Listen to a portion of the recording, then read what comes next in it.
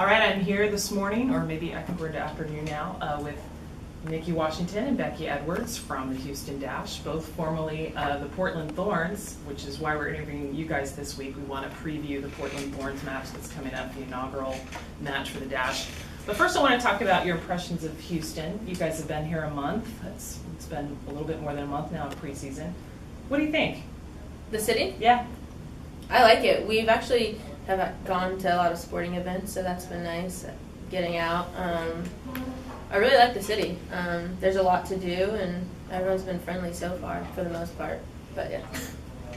Yeah, it's, the first few weeks were a lot of training, but in the last few weeks we've been able to get out a little bit more and try new restaurants and, went to an Astros game, been to the Dynamo game, and then finally got to play in the stadium ourselves. And some of the fans stayed after the game, which was pretty cool. So Houston's been pretty giving us a warm welcome so far, and it's nice to be here. Yeah, both of you have played in many different cities for WPS and NWSL and even abroad. So how would you compare Houston to the other cities? And this is just city, not sport related, but just, you guys have traveled a lot for soccer, so. Yeah, in terms of both coming from Portland, it's a lot different than Portland, just very flat and Big, spread out. Yeah, spread out. Portland was much more, condensed. And but I mean, I think in every city that I've lived in the past 5 years, being in Sweden and Bay Area, Portland, wherever, I think that I don't know what I was going to say. We'll let Nikki fill in the blanks there. It's been a long morning of practice. Real professional here. Nikki will cover for you. Yeah, because I never lose my train of thought. Yeah, right. No, I was thinking that I think what I've learned more than anything throughout all my traveling and all of playing here and there is more than the city itself. It's who you're with and like your team, and that makes the city or your experience of the city that much better or that much worse. So we have a great group here, and we get out as a team, and we actually get to explore the cities or the city, and so I love it. I mean, if I was with this group of girls in any city, I think I would love it. Yeah, I remember what I was going to say. It's what you make of it. If you want to find this kind of restaurant in a city, you're going to find it. If you want to find this style, you'll find it. Just with the people. Like you enjoy the people that you're around, and you make new friends, and we all love the game and things to come. Stop. Sorry. It's addictive. The game is addictive. Well, and for you, Nikki, coming back to Texas, yeah. I know it's not your hometown, but it's still coming back to Oh, Texas. I love it. So does that mean you're going to see relatives a lot? That we'll see I a see big them all the Washington time. fan group in the Oh stands? yeah, absolutely. Mama and Papa Washington have already been down here a couple times. Just cook some meals and head back home. It's perfect. I have a lot of family. All my family's in Dallas, so everyone will be here. My best friend just came down this weekend. She's in Dallas as well. So I love being this close to home. I love it. Did they come in for the FC Dallas Dynamo match? They did. Well, my best friend did. Yeah, her husband actually plays on FC Dallas. Wow. Yeah, so she was down here. She came a day early. Spent some time with her and her puppies. Did you guys talk some smack before the game, and then you just kind of had to say, I don't know what happened to the Dynamo? No. Well, we luckily didn't talk to her after the game, but we have an agreement not to talk about that stuff to keep our friendship intact. That's a good plan. Well, let's talk about your debut at BBVA, playing after the Dynamo Dallas match, facing the Houston Aces. What was it like to finally take the field at BBVA Compass Stadium? Yeah, it was exciting. The field was incredible, in great shape, and to come out and we've played out here and played it in a few different venues, but to actually be on the stadium was special, and with the team around, and a lot of fans stayed after, so it felt good. I'm excited this weekend. And wearing orange for the first time, because all preseason you've been in the white jerseys, so that was kind of a signifying moment of, okay, we're home, we're in our home orange. Tell me why you guys chose the jersey numbers that you have. So Becky, you're 14, Nikki, you're wearing 26. What significance do those numbers have? For me, I've been 26 since college, and I love it. It's stuck. And actually, my other best friend is number 4, and I'm 26. And we realized after we picked those numbers in college that we met on April 26th. So I just kept it. That's nice. Thanks. I know. And It's so Becky, emotional. 14? I thought you were going to say 6 minus 2 is 4. No. That's how my brain works. But I'll be 62. In college, I was number 19, and I was drafted to the Bay Area my rookie year. And really, I had no choice in numbers, so 14 was kind of given to me, and I've just stuck with that for every year after. That's nice. And you got to choose your numbers for this season. Yeah. One of the benefits of being Old. but old. Older, Old. I guess. Yeah. Older. Yeah, because both of you have played, several different clubs. Mhm. I think it's nice to see that you get to have some reunions of a sort Mhm. coming to the Dash, where Becky, you get to play again with Tiffany McCarty from Florida State, and both of you played not only Portland but on the U20 U.S. Women's National Team that won the title in 2008, and when Megan Klingenberg gets here from Sweden, that's someone else that you played with. So I went to college with Whit. There's Yeah. a whole bunch of us, yeah. But you didn't overlap with Kylia, No. right? No. So what's that like that, everybody from so many different connections, from different teams, different experiences, so how do you bring all those different connections and make a new club that's the Dash? It's easy. It's fun.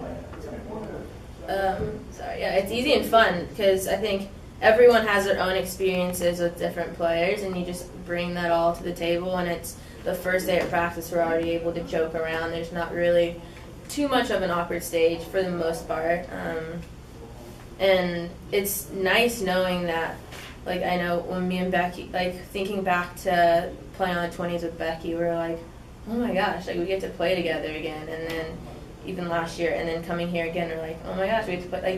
It's always coming back around full circle, and it's awesome. And I think that, even with all the other players, we've all been in situations where we're going into new things and new teams, and we all, are pretty driven and focused towards whether it's winning or, playing the game. So I think we connect pretty easily and pretty quickly, and then, so I don't think it's too difficult to form a new team. I like the characters. Well, and we've seen in preseason that you guys have gotten more and more comfortable playing together, and so the last 2 games, playing A&M last Wednesday and the Ace this Saturday night, I think we saw pretty close to what's going to be a starting lineup. So tell us a little bit about how you guys felt in that game. One, coming back from a 1-0 deficit against A&M, and then the Aces was a whole different kind of game. Let's talk about A&M first. Well, I think even more than something we were just talking about, more than just individual games, we're focusing on the process, which I really like. So the process, evolution of our team from the A&M game to the next game to the next, to our home opener to our last season game. We want to see an evolution through all of that, which there will be. There'll be. I mean, it's a long season at the end of the day, and so there'll be some ebb and flow until we find our rhythm and steady out. But yeah, just obviously from A&M to our first game, you can already see us starting to connect more and find our identity a little bit more and have more understanding between player to player and line to line. I think that will just continue with time and familiarizing. Familiarizing. Now, Becky, we've seen in the middle that it's mostly been you and Brittany and Jordan Jackson, and Brittany said Ching has described her as the enforcer. And I've been saying on air that you're the yin to Brittany's yang. But what nickname would you give yourself to kind of, to describe that midfield partnership? I don't know if I have an exact nickname. Nikki might be better with this kind of stuff. But I would just say Bach's more of the rock. Oh, that's good. Bach the rock. Where I'm more of I win balls by reading the game and seeing what's going on. Maybe more general. General. Like the general. Just the general. Oh, yeah. I like that. Oh, okay. Thank you. Ella had described you as smooth Yeah. to compliment, Becky, to Brittany being the enforcer. And I was saying it's just this midfield tandem, we'll just call it Becky Bach. It's just Becky, it's one entity. Also want to ask you about playing abroad. You spent some time in Australia, you played in Sweden. What did you get from that experience that made you better as a player? I think anytime you have to go outside your comfort zone in a different environment, like what we were saying, a lot of times when I'm playing in the States, it's recycled, the same player. So I know a lot of the players, and I'm pretty much able to be comfortable pretty quickly.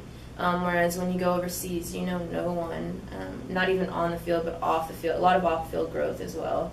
So you just have to learn how to adapt and transition quicker. Yeah, and building off that, I think you have to be more open-minded. So, you're in a different culture, you're in a different soccer environment. Be open-minded, but also, have your own opinions and but respect what else is coming at you. So I think just more open-minded, and it's been fun to experience different cultures and different styles of play, and be out of your comfort zone and have to feel comfortable in that. So I really enjoyed my time there, but I'm excited to be here. Having had that experience, what do you do to help the internationals that are with the Dash right now? Good point. Well, what I did is download Google Translate on my phone. No, but I think the main thing is just knowing what it feels like to be in a position and not know anyone and feel awkward. And let alone, we have a Brazilian who doesn't know the language, I can't even imagine. So, just trying to put yourself in their position and reach out to them more so than expecting them to reach out to you. So just little things like that. So what can you say in Brazilian Portuguese? Absolutely nothing, but if you give me a second, I can type something in here. That's good. You're working on it. You're working on it. That's awesome. Well, upcoming this Saturday, we have the inaugural NWSL match for the Houston Dash. We'll be hosting the Portland Thorns at BBVA Compass Stadium. What can you guys tell us about the Portland Thorns? What does the Dash have to be prepared for to take on the 2013 NWSL champions? I think it's, it's the same club, obviously, but I think it's very different from last year. A new coach, lots of new players, but, knowing if they are pretty similar to what we know last year, they're hardworking and professional and lots of individual talent, but, with Paul Riley coming in, they also are very well coached, I'm sure. So, we're going to have our A game, and I completely believe in us and believe that we'll be up for the challenge. So no Alex Morgan for Saturday. So who do you think is going to be leading the charge for Portland Thorns? I think it's a evolving door. Whenever your main goal scoring forward is out, people step up to the plate. So I think it'll be good for them to see who steps up. I think it'll be good for us to try and figure it out ourselves and be challenged with their attack. So.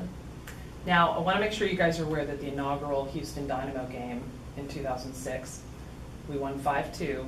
Brian Chain scored 4 goals. Okay. The first 4 goals in a row. So we do expect that of you guys. That we will try to deliver. Yeah. We will try to deliver. And it was pointed out to me on Twitter today that the Dynamo won a championship their first year in Houston. The Comets won the first WNBA championship. So, yikes! Any pressure? No. Feeling any pressure? I feel okay. I feel fine about it. Awesome. All right, time for some trivia. And these are weighted a little bit based on your background. So. Okay. Yeah. Great. All right. Name the teams that won the 3 WPS championships. 2009, Sky Blue, 2010, FC Gold Pride, 2011. Western New York. And why did I ask that question, Nikki? Because she was on 2 of those 3 teams. Lady. Yeah. All right, not counting women's soccer. Which school has won more NCAA national titles? Florida State or North Carolina? Not counting women's soccer. North Carolina. Really? Barely. Wow. I would vote us every time. Yes, you would. I would never say anything else. Name the Swedish club that is owned by the Dash's corporate parent, AEG. I know this. Let's Hammarby. Yeah.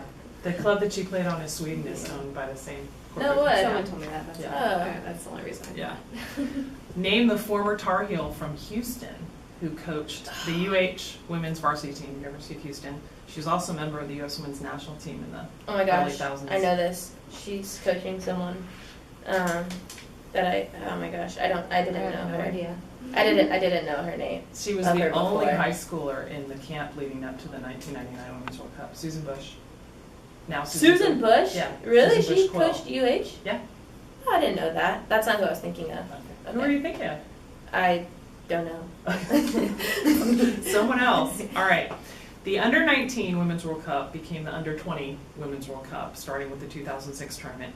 You guys won the title in 2008. Which countries won in 2006, 2010, and 2012? Okay. We Starting won in one. 06. Yeah, we won The 2008. Okay. No. Oh, but they didn't win into. Was it like North Korea? Mm-hmm. Okay. Oh, good one. So then you guys won in 2008, Mhm. and then 2010. I think you guys won. No, they didn't win after us. It was in next cycle. So it was 2012. 2012. 2012, And so they it was won. the US. Right.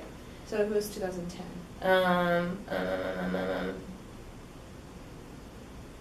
Where was it? It was in Germany. In Germany. Did we lose the Was finals? it Japan? We're not Japan? our finalists. We're not our finalists. Okay. No phone a friend. No phone a friend. It was Germany. U.S. was eliminated on PKs in the quarterfinals, but Bianca did still get the Golden Glove for that tournament. Awesome. In 2010. We were too busy still celebrating from our cycle. You weren't paying attention. Yeah, we were like. Nice. No, just kidding. All right. Since she's going to play this weekend, I want to ask this question: how many goals has Christine Sinclair scored for Canada? Ooh. 210. I want to say like 148. Low blonde here. You spot on. Are you serious? Spot on. Spot on. How'd you know that? Becky Edwards wins. I don't know. I knew Abby leads. I didn't tell her. I didn't tell her. All right, Becky. think it was around Becky, 150. you've trumped everybody for trivia. Major props. That was amazing. Thank you guys so much for chatting with us today, and good luck. Thank you. Good luck Saturday, April 12th, BBVA Compass Stadium. Be there. All right.